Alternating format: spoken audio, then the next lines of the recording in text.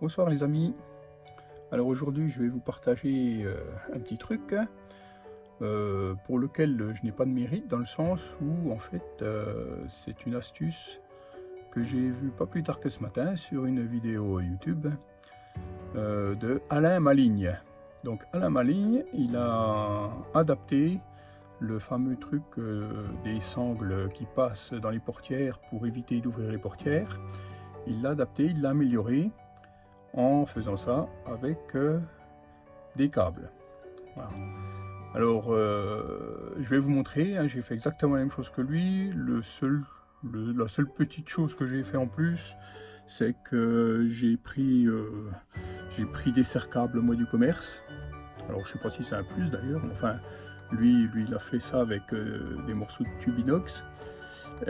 Donc serre-câble, je vais vous faire un petit diaporama après, des photos pour vous montrer. Et j'ai mis des manchons en gaine thermo-rétractables. Donc voilà. Donc voilà à quoi ressemble le système lorsqu'il est monté. Enfin, il est en place. Alors le volant est bloqué.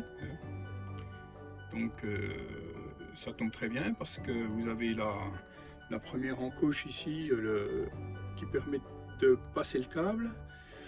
Les câbles, le câble plutôt qui est doublé, passe sur le moyeu du volant, hein, là où il y a l'airbag, et il est raccordé ici avec un cadenas. Moi j'ai pris un cadenas à code, mais on peut prendre n'importe quel type de cadenas, au deuxième câble qui va faire le tour dans l'autre portière. Donc voilà, c'est extrêmement simple. J'ai mis, grosso modo, j'ai mis plus longtemps pour aller chercher ce qu'il me fallait que pour le faire. Hein. Il y a environ 1 heure de travail, quoi. Voilà.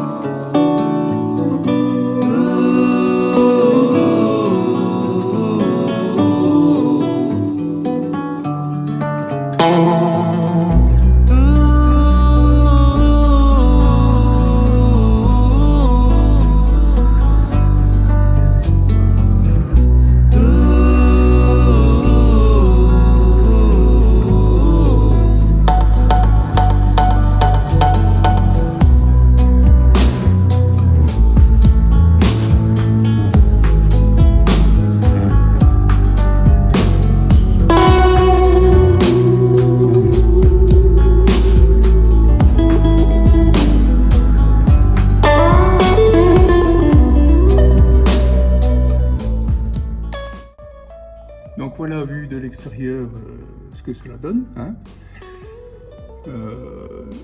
Donc bien entendu, ce dispositif permet de sécuriser les portes avant, même que l'on soit dans le camping-car. Je dirais même au contraire, quand on est en train de dormir à point fermé. Si quelqu'un de mal intentionné, je vais faire cet homme mal intentionné, a décidé de venir vous embêter et de pénétrer dans le véhicule par les portes avant, voilà ce qui se passe. D'une part, il ne va pas pouvoir le faire parce que le câble retient, et d'autre part, voilà, le câble appuie sur le klaxon. Hein, donc, il arrivera toujours à rentrer, bien entendu, puisque on arrive toujours à rentrer d'une manière ou d'une autre, hein, mais il ne peut pas le faire sans bruit, et ce qui est pour moi le plus important.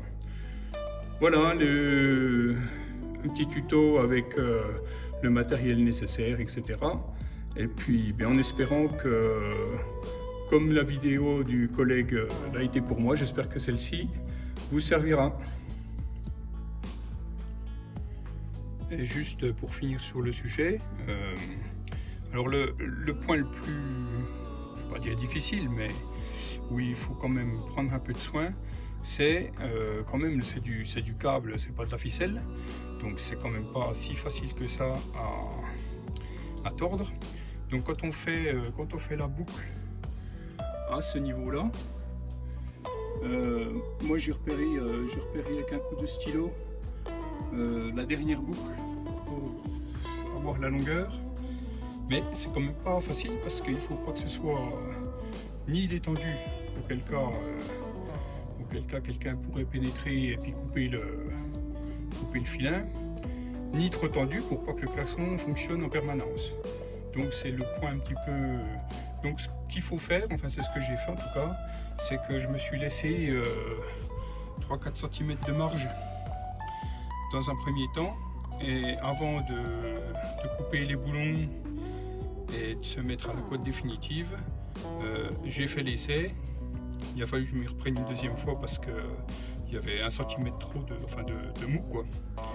Donc ben voilà, il faut faire l'essai, régler, et puis seulement une fois que c'est bon, qu'on a vu qu'on était en bonne position pour mettre un cadenas, etc. Et bien là, on peut faire les serrages définitifs et puis gainer tout ça pour pas risquer d'abîmer quand on passe dans les portières. Alors le petit plus où je suis content parce que ça permet même, donc voilà, de tourner le siège, de pivoter le siège, et le dispositif ne gêne pas du tout.